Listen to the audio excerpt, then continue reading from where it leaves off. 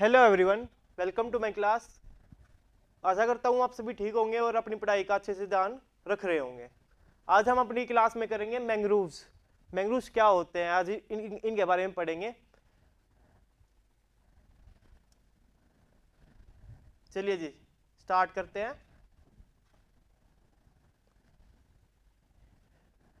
Mangroves क्या होते हैं, आप सभी को पता ही होगा। मैंग्रोव्स एक ट्री का नाम है, ठीक है, जो कि कहाँ पाए जाते हैं, कोस्टल एरिया में पाए जाते हैं।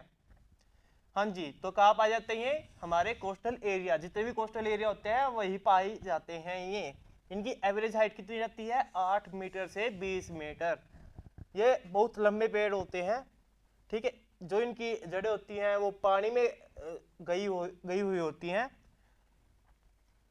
वैसे तो इनके बहुत सारे यूजेस हैं, लेकिन ये प्रिवेंट हमारी हेल्प भी करते हैं। साइक्लोन, जो टोर्नेडो आते हैं, उनके इफेक्ट जो हमारे ऊपर पड़ता है, जो ये डिस्ट्रक्शन लेके आते हैं साइक्लोन, उनसे हमें ये बचाता है। कैसे बचाता है, क्योंकि ये बहुत लंबे पेड़ होते हैं, बहुत घने पेड़ होते हैं, डेंस फॉरेस्ट होते हैं ये। और जैसे ही इनसे टकराता है तो वो वही की वही थोड़ा जो इनकी साइक्लोन वगैरह की जो वेव्स वगैरह आती हैं उनको ये थोड़ा कम कर देता है। और ये जो पानी होता है, साल्टी वाटर होता है हमारा, उसको ये फ्रेश वाटर में भी कन्वर्ट कर सकते हैं। चलिए जी, अब आगे बढ़ते हैं। जनरली इसके 3 टाइप्स हैं। कितने टाइप्स हैं, 3 टाइप्स हैं। पहला क्या है, ब्लैक मैंग्रोव्स। दूसरा क्या है, रेड मैंग्रोव्स। तीसरा क्या है, व्हाइट मैंग्रोव्स, ठीक है। अब इनमें सबसे हाईएस्ट जो मैंग्रोव है, जो पेड़ है, वो होते हैं हमारे व्हाइट मैंग्रोव्स। ये सबसे हाईएस्ट, मतलब हाइट इनकी सबसे ऊंची होती है, लंबी होती है बाकी मैंग्रोव से। जो रेड और ब्लैक बच गए हैं उन सब में व्हाइट मैंग्रोव जो होते हैं उनकी हाइट बहुत लंबी होती है, ठीक है। उसके बाद जो आते हैं वो है ब्लैक। इनकी हाइट क्या रहती है, मीडियम रहती है। उसके बाद आते हैं रेड, ये सबसे छोटे है। अब यूपीएससी इसमें से पूछ लेगी कि इनको ना आप हाइट वाइज वो करो, अरेंज करो। अब सबसे हाइट में लंबे कौन से हैं, उसके बाद कौन से हैं, तो पहले क्या आएगा, वाइट, फिर ब्लैक, फिर रेड। ऐसे यूपीएससी पूछ लेती है। चलिए जी, अब आगे बढ़ते हैं। अब इसकी कुछ फिजिकल प्रॉपर्टीज हैं, जैसे कि they found in tropical and सब ट्रॉपिकल एरिया। जैसे कि आप जानते हैं, ये जो हमारा एरिया है, ये ट्रॉपिकल एंड सब ट्रॉपिकल एरिया कहलाता है। ये जो बीच में से ये लाइन गई हुई है, इसे हम क्या कहते हैं, इक्वेटर। क्या कहते हैं इसे, इक्वेटर। और इसके ऊपर जो ये लाइन गई हुई है, ये इसे कहते हैं कैंसर। ये साइड 23 डिग्री पे गई हुई है। इसके नीचे जो लाइन गई हुई है इसे कहते हैं कैप्रिकॉर्न। जो कैंसर और कैप्रिकॉर्न का जो एरिया है, जनरली वहीं ये पाए जाते हैं। और आपको पता है, इंडिया के अंदर से कैंसर गुजरती है, यहाँ से ऐसे इंडिया है, तो इंडिया में भी पाए जाते हैं। इसलिए इंडिया में पाए जाते हैं क्योंकि इनका जो टेम्परेचर जो इनको चाहिए होता है वो कितना चाहिए होता है, 25 से 30 डिग्री। जनरली जो टेम्परेचर हमारा 25 से 30 डिग्री रहता है वो इक्वेटर के नियर अबाउट रहता है।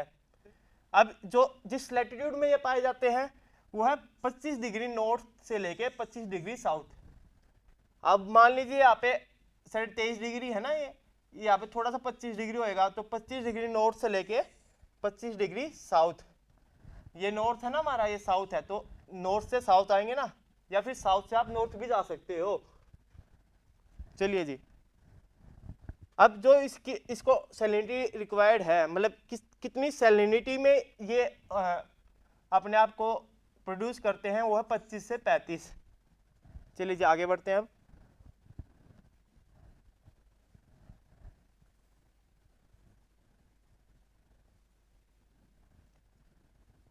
हाँ जी, ये इंडिया के कितने एरिया में पाए जाते हैं, ये इंडिया के 4992 स्क्वायर किलोमीटर में पाए जाते हैं।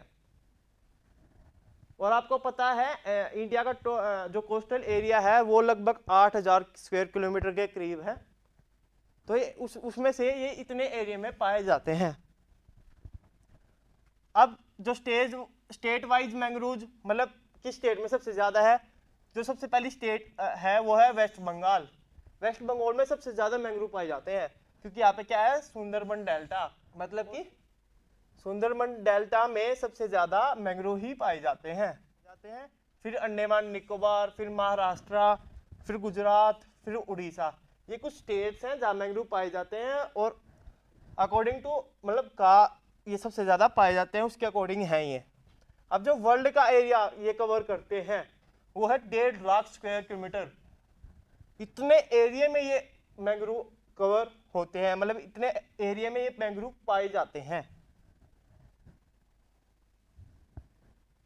चलिए जी आगे बढ़ते हैं।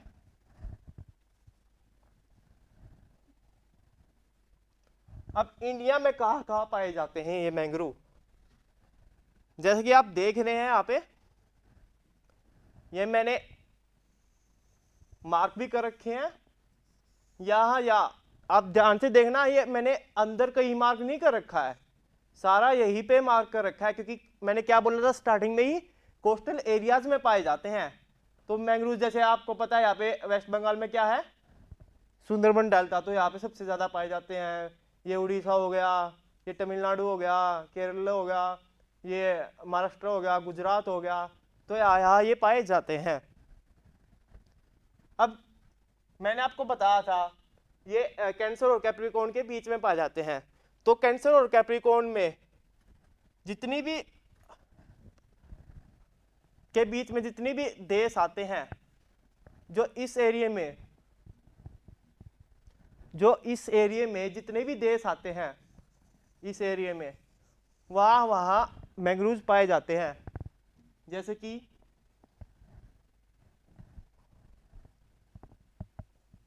मैंने कुछ देश के यहाँ पे नाम लिख रखे हैं, जैसे कि ब्राज़ील हो गया, ठीक है, नाइजीरिया हो गया, मैक्सिको हो गया, मालदीव हो गया, फिलीपींस हो गया, थाईलैंड हो गया, म्यांमार हो गया, यहाँ मैंग्रोव पाए जाते हैं। लेकिन ध्यान रखना, सिर्फ और सिर्फ कोस्टल एरिया में पाए जाएंगे, लेकिन अंदर नहीं पाएंगे, लैंड पे नहीं मिलेंगे ये मैंग्रोव, ये सिर्फ कोस्टल एरिया में ही मिलते हैं, मतलब समुद्र किनारे ही मिलते हैं, ये समुद्र किनारे ही मिलते हैं ये। ठीक है, चलिए आगे बढ़ते हैं। अब इंपॉर्टेंस क्या है मैंग्रोव्स की हमारी लाइफ में, हमारे जीवन में, इसकी इंपॉर्टेंस क्या है? ये हमारी सहायता करते हैं इकोलॉजिकल बैलेंस में।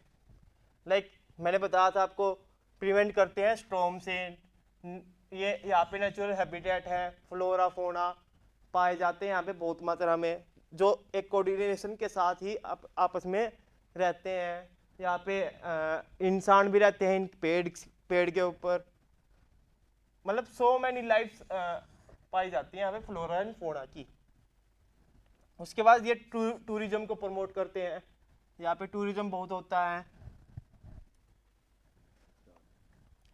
हाँ जी, जो टूरिज्म इससे प्रमोट होता है, टूरिज्म मतलब लोग यहाँ पे देखने आते हैं मैंग्रोव को, क्योंकि ये बहुत ही बढ़िया प्लेस है घूमने के लिए, मतलब एक नेचुरल ब्यूटी जिसे कहते हैं वो है। ठीक है, तो और इसे किस चीज़ में हेल्प आते हैं, ये मेडिकल प्लांट भी, इसे बहुत सारी मेडिसिन वगैरह दवाइयाँ हम बनाते हैं, तो ये मेडिसिन में भी हमारी हेल्प करते हैं। ये फ्यूल और हैबिटेट के लिए भी यूज़फुल होता है। फ्यूल कैसे, जैसे लकड़ी जला ली उसमें यूज़ कर लिया, हैबिटेट मतलब रहने के लिए, पेड़ के ऊपर जो इंसान रहते हैं या फिर जानवर, जंगली जानवर रहते हैं, वहाँ पे भी ये बहुत यूज़फुल रहते हैं। ये हमारी लैंड इरोजन को रोकते हैं, जैसे मैंने बताया इनकी जड़ें बहुत मजबूत होती हैं नीचे तक, अंदर तक, इसलिए इसकी वजह से लैंड इरोजन बहुत कम होता है, प्रिवेंट करते हैं हमारा लैंड इरोजन से। उसके बाद आता है नेचुरल डिजास्टर जो आते हैं, जैसे मैंने आपको बताया साइक्लोन, टोर्नेडो, इनसे हमारी हेल्प करते हैं, प्रिवेंट करते हैं, प्रोटेक्शन करते हैं। उसके बाद आता है हेल्प इन इकोनॉमी में हेल्प करते हैं, जो इनके पेड़ होते हैं उनसे हम फर्नीचर वगैरह बनाते हैं। ठीक है, और ये 8वां जो पॉइंट है ये हमारी कार्बन को सोखने में, मतलब कार्बन को जो हम प्रोड्यूस करते हैं कार्बन, उसको एब्जॉर्ब करता है मैंग्रोव, उसको एब्जॉर्ब करने में बॉडी हेल्प करता है मैंग्रोव। इसलिए हमें मैंग्रोव को नहीं काटना चाहिए, जितना हो उसके इसकी प्रोटेक्शन करनी चाहिए, सेफ्टी करनी चाहिए, और इसको ज़्यादा से ज़्यादा प्रोड्यूस करना चाहिए, प्लांट करना चाहिए। चलिए जी आगे चलते हैं। अब जो थ्रेट टू मैंग्रोव्स, मतलब मैंग्रोव्स को क्या थ्रेट है, मतलब अब हम उसके बारे में पढ़ेंगे। जैसे कि इकोलॉजिकल इम्बैलेंस, मतलब कि जो हम इंफ्रास्ट्रक्चर क्रिएट करते हैं अपने लिए पेड़ को काट के, मतलब मैंग्रोव्स को काट के जो इंफ्रास्ट्रक्चर हम क्रिएट करते हैं उससे ख़त्म हो रहे हैं, ग्लोबल वार्मिंग क्रिएट हो रही है उससे, ठीक है। इसलिए हमें इसे नहीं काटना चाहिए, इसको बचाना चाहिए, और ज़्यादा से ज़्यादा ये लगाने चाहिए पेड़, ताकि हमारी जो कार्बन हम रिलीज करते हैं उनको ये एब्जॉर्ब कर सके और हमारी प्रिवेंट कर सके नेचुरल डिजास्टर से। बहुत सारी हेल्प मिलती है इनसे, और ये ऑक्सीजन को प्रोड्यूस भी करता है, मतलब बहुत अच्छा पेड़ माना जाता है, ये बहुत यूजफुल पेड़ होता है, ठीक है। अब कुछ कन्वेंशन है, कुछ बॉडी है जो इसके ऊपर काम करती है, मैंग्रोव्स को प्रिवेंट करती है, जो भी इसमें कमियां हैं उनको सुधार करती है। जैसे कि COBD, convention on biological diversity, इसमें हम मैंग्रोव्स के बारे में, जब कन्वेंशन हुई थी मैंग्रोव्स के बारे में डिस्कस हुआ था। ऐसे ही इंडिया की भी अपनी एक बॉडी है, हाँ जी, तो इंडिया ने भी अपनी इसको प्रोटेक्ट करने के लिए, इसमें सुधार करने के लिए, इसको और मतलब ग्रो करने के लिए इंडिया ने भी एक प्रोग्राम बनाया था जिसे हम कहते हैं national wetland conservation programme, NWCP, ठीक है। ये कब स्टार्ट हुआ था? स्टार्ट ये 1985 में हुआ था। किसके द्वारा ये स्टार्ट किया गया था? सेंट्रल गवर्नमेंट एंड जो कि स्टेट गवर्नमेंट की सहायता से सेंट्रल गवर्नमेंट ने स्टार्ट किया था। अब जो mangrove protection vital part of wetland conservation, मतलब जो वेटलैंड कंजर्वेशन है उसमें ये बहुत इंपॉर्टेंट रोल प्ले करता है मैंग्रोव, उनकी प्रोटेक्शन के लिए। वेटलैंड जो कंजर्वेशन है हमारी जितनी भी, उनमें बहुत ही बड़ा ये योगदान करता है। और to lay down policy guidelines, to undertake intensive conservation measure in priority wetlands, to monitor implementation of the program, to prepare an inventory of Indian wetlands। मतलब ये सारे इसके कुछ फीचर्स थे जो इस प्रोग्राम में इंडियन गवर्नमेंट ने, जो हमारी गवर्नमेंट है उसने स्टार्ट किए थे।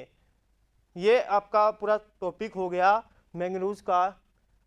आशा करता हूँ आपको पसंद आया होगा और आपको अच्छे से समझ में आया होगा। मिलते हैं आपको नेक्स्ट वीडियो में।